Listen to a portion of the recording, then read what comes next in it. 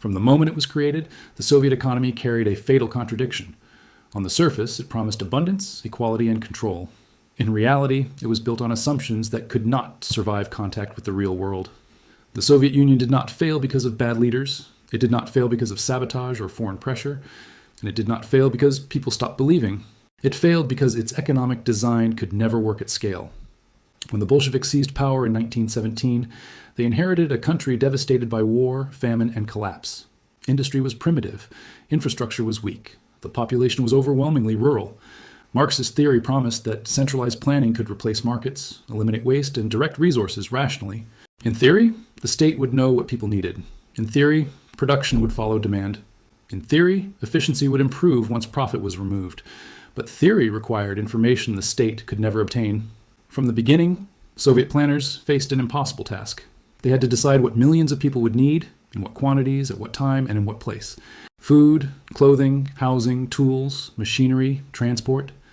Every decision flowed upward into ministries and committees where it was reduced to numbers on paper. Those numbers were guesses. Prices were not signals. They were commands. Factories were told how much to produce, not what people actually wanted. Success was measured by meeting quotas, not by usefulness or quality. The system rewarded volume, not value. This created distortions immediately. Factories produced what was easiest, not what was needed. Heavy items were favored because they fulfilled weight targets faster. Quality was sacrificed because defects did not matter if quotas were met. Shortages appeared not because resources were scarce, but because incentives were broken. Even in its early years, the Soviet economy depended on coercion to function. Grain was requisitioned from peasants. Resistance was crushed. Markets were suppressed. When reality did not match the plan, force filled the gap. This was not a temporary phase. It was the foundation. The Soviet economy was not designed to adapt. It was designed to obey. And in a complex, changing world, obedience is not enough. From the start, the system confused control with knowledge. It assumed that authority could replace information. That belief would shape every decision that followed and quietly determine the outcome decades later. The collapse of the Soviet Union was not a surprise. It was the delayed result of a design that never truly worked. The deeper problem was not inefficiency, but blindness. Without real prices, the Soviet system had no way to know whether resources were being used well or wasted. A factory could meet its target while destroying value, and the plan would still call it success. In a market system, prices act as signals. They tell producers what is scarce and what is abundant. They reward efficiency and punish waste. In the Soviet system, those signals were removed. Prices were fixed by decree, often for political reasons, and rarely adjusted to reflect reality. As a result, planners were flying blind. When shortages appeared, they were not interpreted as warnings. They were treated as failures of discipline. The response was not reform, but pressure. Managers were ordered to produce more. Workers were threatened. Paper targets were revised to hide gaps. This created a culture of lying. Factories exaggerated output. Ministries falsified reports. Entire regions inflated statistics to avoid punishment. By the time information reached the top, it was already corrupted. Decisions were made using data everyone knew was unreliable, but no one dared correct. The system learned to protect itself from truth. At the same time, innovation became dangerous. Taking risks could cause failure, and failure carried consequences. It was safer to repeat outdated methods than to experiment. New technology threatened production quotas. Improvements disrupted plans, so progress slowed. The economy froze in place. This rigidity mattered less in heavy industry, where basic outputs could be forced through scale. Steel, coal, cement, and weapons could be produced in enormous quantities. These sectors became the pride of the system. They were visible, countable, and politically impressive. But modern economies do not live on steel alone. Consumer goods, services, logistics, and quality matter more over time. These require flexibility, feedback, and responsiveness. The Soviet system had none. It could mobilize for war. It could build tanks and rockets. It could not efficiently clothe, house, or satisfy its population. Every year, the gap widened. To keep stability, the state subsidized everything. Food prices were kept artificially low. Housing rents were symbolic. Transport was nearly free. These policies bought social peace, but at enormous cost. Subsidies drained the budget and hid inefficiency instead of fixing it. By the mid-century, the Soviet economy was locked into a trap of its own. It could not raise prices without unrest. It could not cut subsidies without protest. And it could not improve productivity without changing the system itself. The structure that promised control had removed all flexibility. From the outside, the Soviet Union looked strong. From the inside, it was increasingly fragile. Growth slowed. Shortages became permanent. The economy survived not because it worked, but because it was propped up by force, fear, and habit. The flaw was no longer theoretical. It was embedded. And it would only grow more dangerous with time.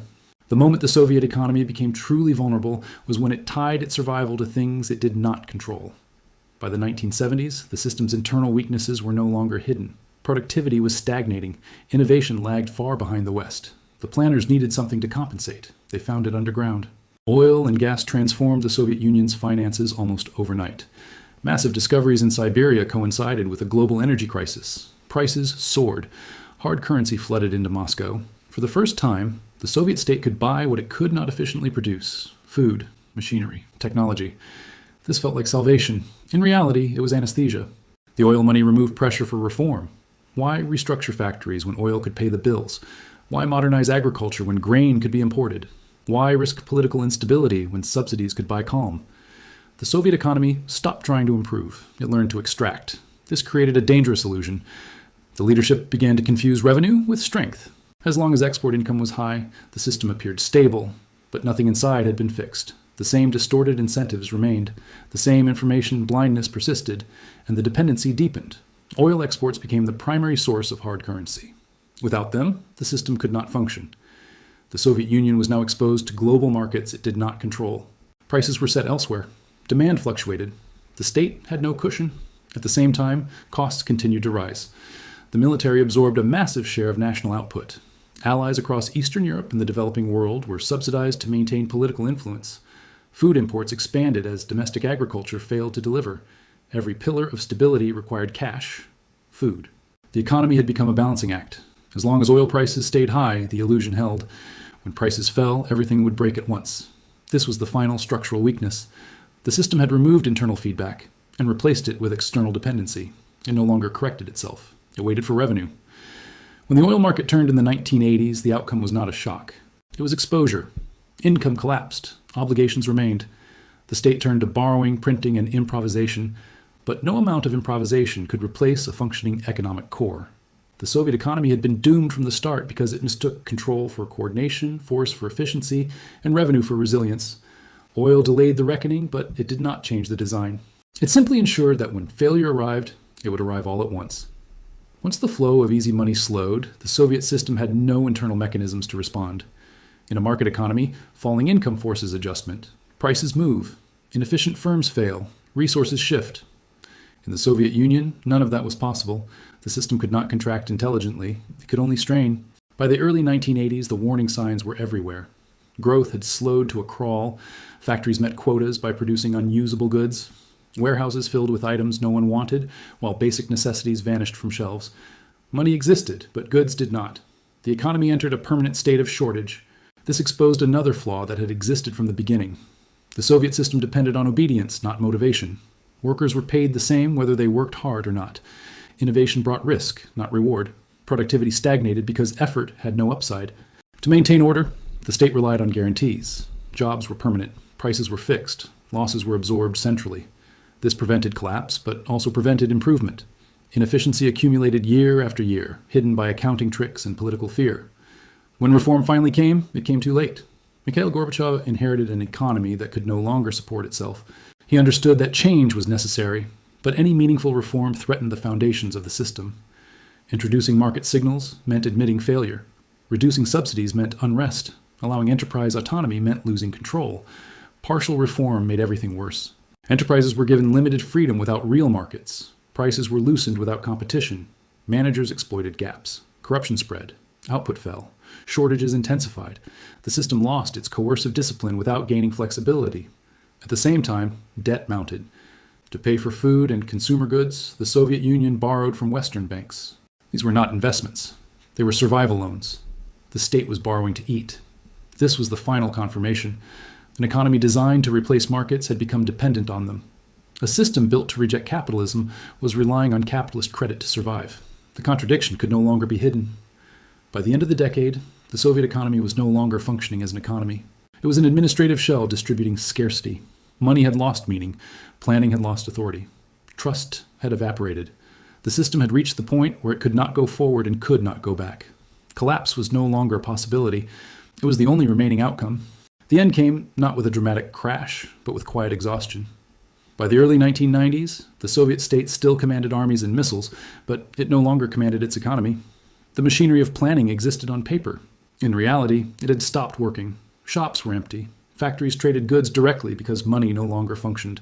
Wages were paid late or not at all.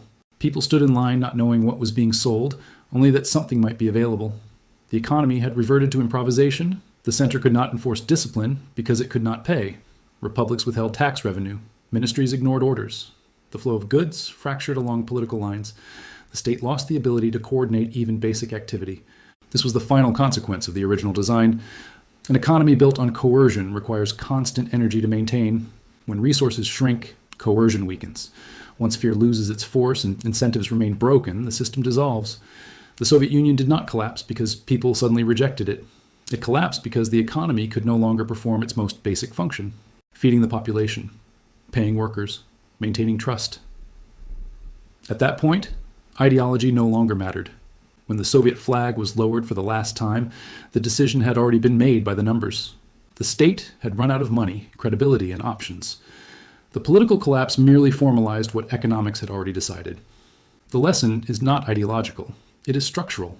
No economy can function without accurate information, real incentives, and adaptability. Central control can mobilize resources temporarily, especially in crisis. But over time, complexity overwhelms command. The Soviet economy was doomed from the start, not because its leaders were evil or foolish, but because its design ignored how economies actually work. It tried to replace signals with orders, incentives with obedience, and flexibility with force. That works briefly, then it fails completely. The collapse of the Soviet Union was not an accident of history. It was the inevitable outcome of a system that could not learn, could not adapt, and could not correct itself. From the beginning, the ending was already written.